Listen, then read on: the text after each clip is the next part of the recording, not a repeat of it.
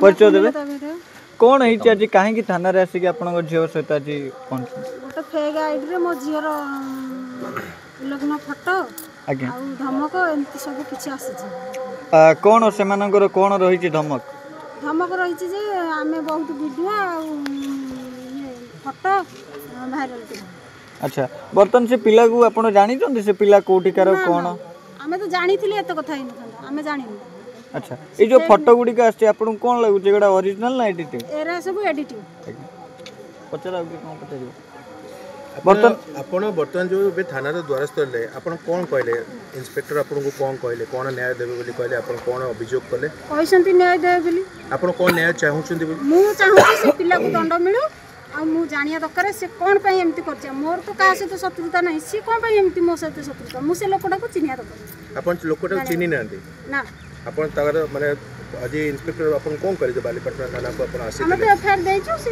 कोन कोन बुझिए ए घटना रे जणा पड़ती पूर्वरु किछि प्रेम ए सब किछि जमिला आइतला कि ए सब किछि नि सीधा सड़क समान हटात सब नहीं आगे ये केसटा सब केबे रे घटना ये पहर दिन बुधवार दिन रो धन्यवाद ओके कौन कहबे आज थाना को आसथिले मु सुमंत स्वाई आईनजीबी जे आज्ञा देखंतु जे वर्तमान आमे बालीपटना थाना रे पहुंचीचु मोर क्लाएंट शुभलक्ष्मी बेहरा जड़े टीन एज झीटीए बयस तार 15 बावकाटी कॉलेज रे +2 रे पाठ पढ़ुची जे आज्ञा देखंतु एते छोट पिला तांको बापा माँ भी निरीह सरल मनीष तो तांको पछरे किछि युवक अचिना व्यक्ति जे कि जो माने होचंती तो वर्तमान क्राइमर क्रिमिनाल तो आज्ञा तांकु वन साइड प्रेम निवेदन करी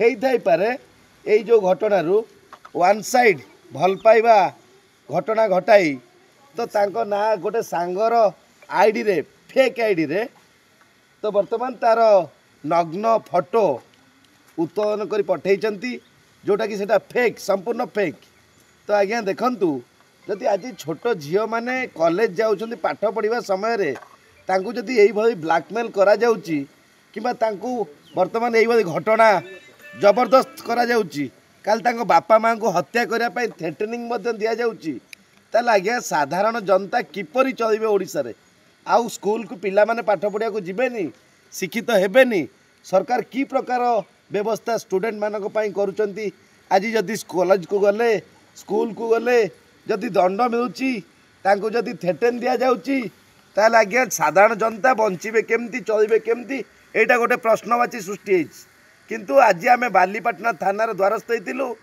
जे कि एई झीटीर जो व्यक्ति फेक आईडी करी तो तांकर वीडियो फोटो उत्तोलन करी तांकर बड़ापा झील को मध्य पठेइचंती तो आज्ञा से निश्चिंत रूपे से सांग सर्कल पिलाटी हेइतिबो बोली आमे प्रारंभिक अनुसंधान जानिबा को पाउछ निश्चिंत रूपे पुलिस बाबू जदि अति शीघ्र तदंत करती किंबा दोषी को धरिबा पई जाल बिछाती किंबा जी विक्टिम ताको न्याय देवा पई सहयोग करती एटा पोक्सो केस जेमती हेले लागिवो जेहेतु 18 वर्ष कम बयस रे नियाती झीटी जदि आक्रमण शिकार हुए कि दंड पाए पोक्सो एक्ट रे मध्य से व्यक्ति माने बंधा ही पारिबे ता सहित वर्तमान साइबर थाना रे आमे द्वारस्थ यार स्टेशन डायरी कर सारिचु डीसीपी महाशय कहते प्रत्येक थाना रे तो वर्तमान ये जो साइबर संबंधी घटना घटुची थाना रे केस पारिबो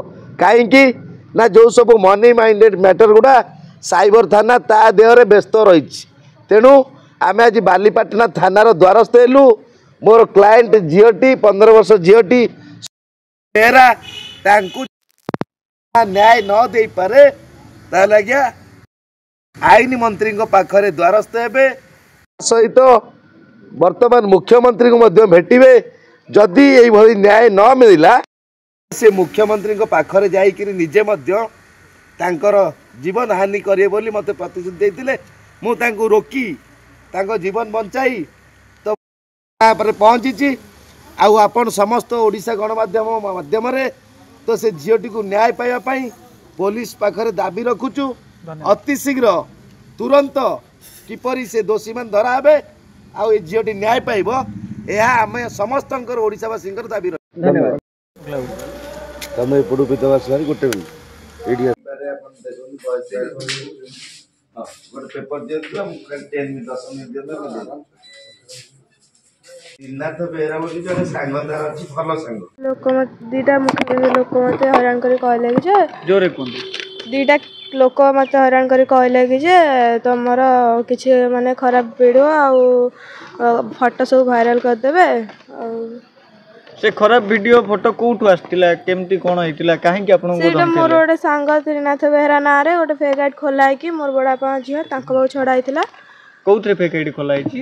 ଇନଷ୍ଟାଗ୍ରାମରେ। ଆପଣଙ୍କୁ ଯେତେବେଳେ ଫଟୋ ଆସିଲା ଆପଣ ସେତେବେଳେ କୋଉ ଫଟୋ ଆସିଲା ପରେ କଣ ପଇସା ମାଗିଲେ ନା କଣ କହିଲେ ଆପଣଙ୍କୁ ସେମାନେ? ନାଇଁ ସେ ଧମକ ଦେଲେ କି ଯେ ତ ମାନେ କହିଲେ କି ଯେ ମାନେ ଏଇଟା ଭାଇରାଲ କରିଦେବୁ ଆଉ ତୋ ବାପା ମାଆଙ୍କୁ ଇଏ ହତ୍ୟା କରିବୁ ଏମିତି ସବୁ।